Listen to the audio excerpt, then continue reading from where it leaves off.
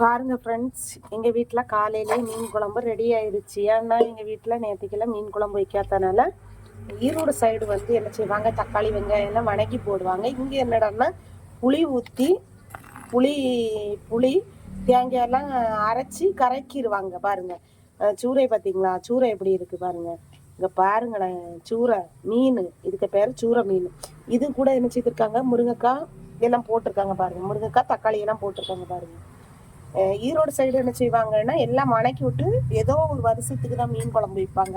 இங்க அப்படி இல்லை பாருங்க, மணக்குதா, கம்மான்னு மணக்குதா. எங்க அம்மா தான் செஞ்சாங்க, உடம்பு முடியாது செஞ்சுட்டாங்க. அடுத்து என்ன பண்ணலாம்னா நம்ம மீன் பொரிக்க போறோம். மீனை வந்து எல்லாரும் வந்து அது இதெல்லாமும் என்ன சொல்றதுக்கு தோசைக்கல்ல அதுல இதுல பொரிப்பாங்க. ஆனா எங்க வீட்டுல வந்து கொஞ்சம் வித்தியாசம்.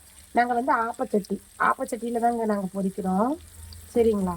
உங்க வீட்டுல ஆப்பச்சட்டி இருக்குதா? உங்க வீட்டுலயும் ஆப்பச்சட்டி இருக்கும்ல. வேஸ்ட் ஆக்காம அந்த வேஸ்டான ஆப்பச்சட்டியில இப்படியே செய்யுங்க வைப்போம். சூப்பரா இருக்குங்க.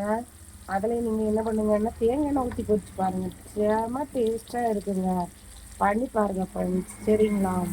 நானும் வீடியோ போட்டுட்டே இருக்கிறேன், நீங்க யாருமே ஷேர் பண்ண மாட்டேங்கிறீங்க, லைக் பண்ண மாட்டேங்கிறீங்க, சப்ஸ்கிரைப் பண்ண மாட்டேங்கிறீங்க. ஏன் ஃப்ரெண்ட்ஸ் இப்படி பண்றீங்க? சரிங்களா? ஒரே விளையாட்டு முடிச்சிருமா, அதனால நீங்க போட்டாச்சு. சரியா? உங்களுக்கு லைட் பிடிக்குமா சொல்லுங்க.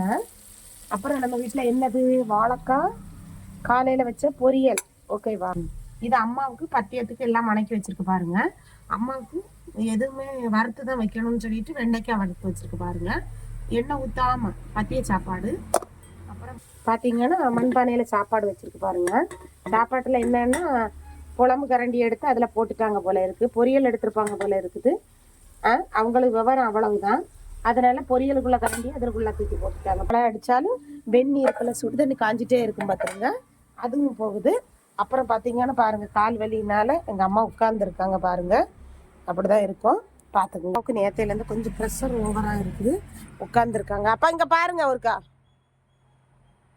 என்ன இருக்காங்க, வெயில் வேணும்னு சொல்லிட்டு வெயிலில் உட்காந்துருக்காங்க.